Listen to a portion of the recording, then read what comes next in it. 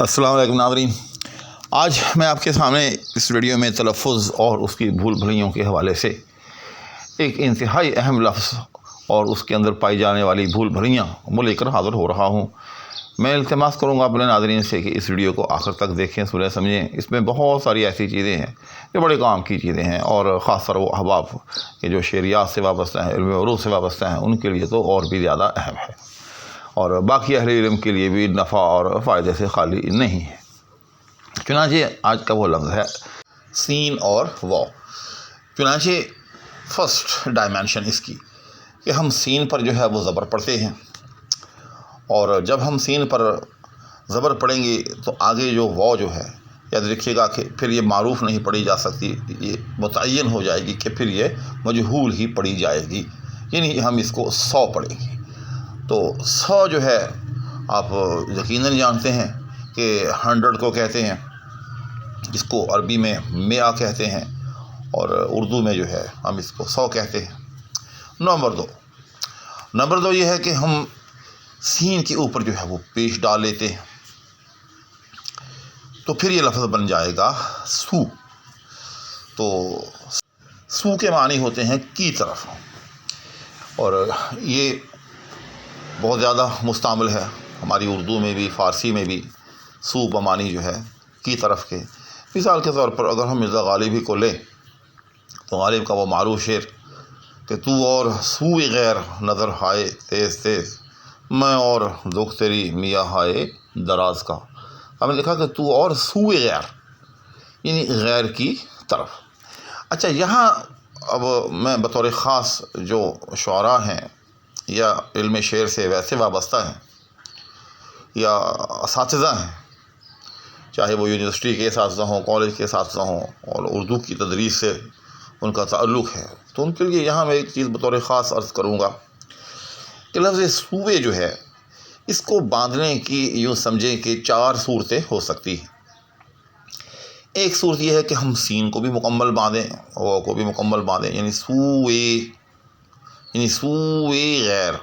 یعنی سوئے فعلن آگے غیر فا، یعنی سوئے غیر فعلن فا، تھوڑی دیر کے لیے۔ تو یہ بھی درست ہے، لیکن یہ جو سمجھیں کہ غیر فصیح ہے، اس سے بہت زیادہ لمبا سا ہو جاتا ہے لفظ پڑھنے میں، تو ایسا کم ہی بندہ دیکھا ہے۔ دوسری صورت اس کے بالکل جو ہے ہم برعکس کر لیتے ہیں۔ وہ کیسے کہ ہم جو ہے واو کو جو ہے وہ گرا لیتے ہیں، اور آگے جو حمزہ اضافت ہے ہم اس کو بھی گرائے دیتے ہیں، یعنی حمزہ اضافت کے ساتھ جو یہ ہے، بڑی یہ ہے، یعنی ہم سوئے کی بجائے ہم کہتے ہیں سوئے، سوئے یعنی 2 حرفی، سو یعنی ایک حرفی اور اے یہ بھی ایک حرفی، سوئے، سوئے غیر۔ تو یہ بھی غیر فصیح ہے، یاد رکھیے گا، کیونکہ اس میں بھی یوں سمجھیں کہ لفظ کو ایک طرح سے قتل کر دیا جاتا ہے، بالکل ہی لفظ دب جاتا ہے، سوئے غیر، یعنی سین بھی یک حرفی اور آگے جو حمزہ اضافت ہے وہ بھی یک حرفی ہو گیا۔ تو یہ بھی غیر فصیح ہے، میں سمجھتا ہوں۔ یہ بھی اگر آپ کہیں باندھیں گے شعر کے اندر تو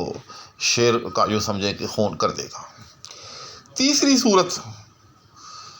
کہ ہم سو اے، یعنی پہلا جو سو ہے ہم اس کو جو ہے وہ 2 حرفی باندھیں، اور آگے جو ہے اس کی جو اضافت ہے ہم اس کو یک حرفی باندھ لیں، جیسے تو اور سوئے غیر نظر ہائے تیز تیز، جیسے غالب نے وہ شامل کیا ہے، تو اور سوئے غیر۔ اب دیکھا آپ نے کہ سو یہ 2 حرفی ہے اور آگے اے یہ یک حرفی ہے، تو یہ بہترین صورت ہے، تو اور سوئے غیر نظر ہائے تیز تیز۔ اور چوتھی صورت اس کا برعکس، وہ کیسے کہ آپ جو سو ہے اس کو آپ یک حرفی باندھیں، سو، اور آگے جو حمزہ اضافت ہے اس کو 2 حرفی باندھیں، یعنی سو اے غیر، دوسرے لفظوں میں یعنی اے کے وزن پر۔ تو یہ بالکل میں نے آج تک نہ بندہ دیکھا ہے، اور نہ ہی میں اس کو ریکمینڈ کرتا ہوں کہ اس کو اس طرح سے باندھا جائے، یعنی سو اے غیر۔ تو جو علم عروض کے جو قواعد ہیں ان کے مطابق تو درست ہے کہ آپ نے حرف علت کو گرا دیا، لیکن سو اے غیر تو یہ کچھ اچھا نہیں لگتا۔ گویا کہ ہم نے اس بحث سے یہ سمجھا کہ سو اے غیر یہ بھی غیر فصیح، ٹھیک، اور دوسرے لفظوں میں سو اے غیر یہ بھی غیر فصیح، اور تیسری صورت سو اے غیر یہ بھی غیر فصیح، اور جو چوتھی صورت ہے یہ بہترین صورت ہے کہ سو اے غیر، ٹھیک، یعنی سو کو آپ مکمل باندھیں اور آگے جو حمزہ اضافت ہے اس کو آپ یک حرفی باندھ لیں، تو اور سو اے غیر نظر آئے تیز تیز، یعنی آپ اس کو فا کے وزن پر باندھیں۔ دو بحثیں ہو گئی اس لفظ کے حوالے سے، یہ دو صورتیں ہو گئیں۔ اس کے بعد اس لفظ کی ایک اور صورت بھی ہے، اور وہ بالکل معنی میں بھی اور ہے، وہ ہے کہ اس لیے چنانچہ، تو ان معنوں میں مثال کے طور پر سو، وہ معروف شعر ہے غالب کا کہ بوئے گل نالہ دل دودِ چراغ محفل،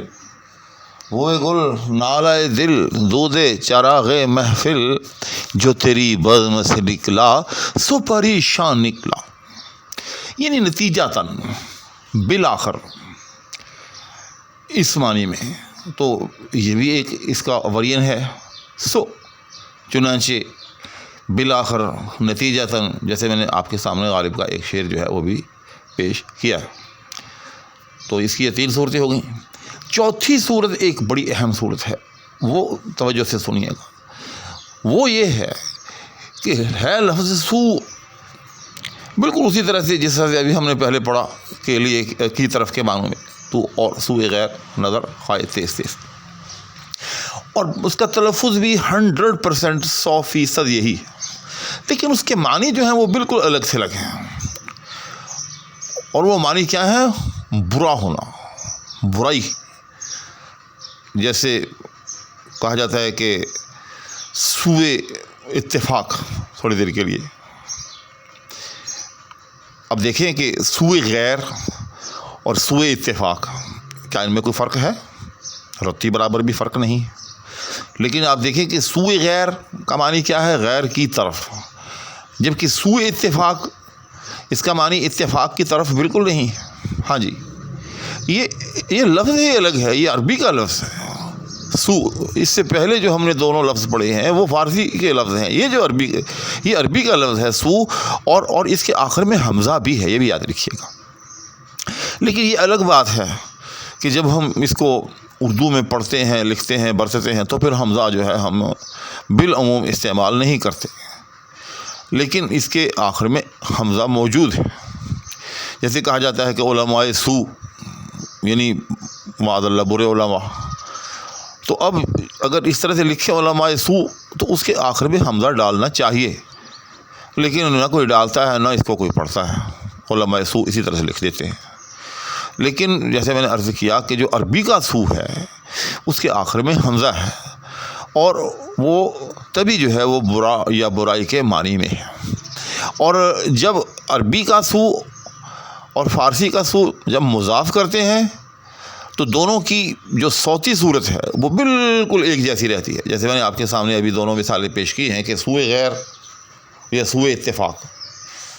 دونوں کی جو ہے صوتی صورت بالکل ایک جیسی ہے، لیکن ان کے معنی میں فرق ہے کہ سوء غیر کا مطلب غیر کی طرف، اور سوء اتفاق جو کہ حسن اتفاق کا متضاد ہے،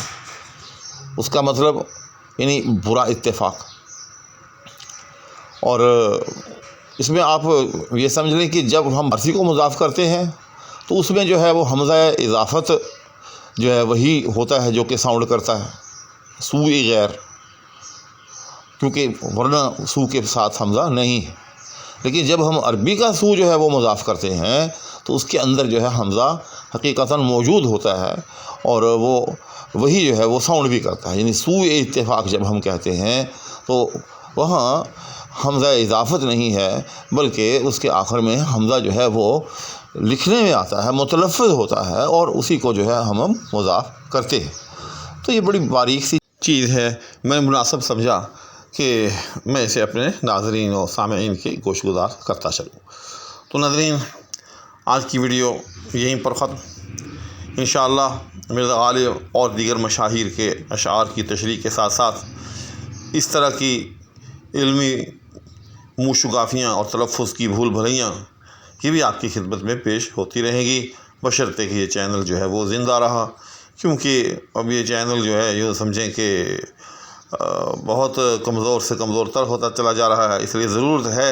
کہ اس کو احباب کے ساتھ شیئر کریں تاکہ یہ تھوڑا سا اپنے پاؤں پر کھڑا ہو سکے۔ اسی کے ساتھ میری دعاؤں کی درخواست کیا ہو رہا، اب آپ سے اجازت چاہوں گا۔ اللہ حافظ۔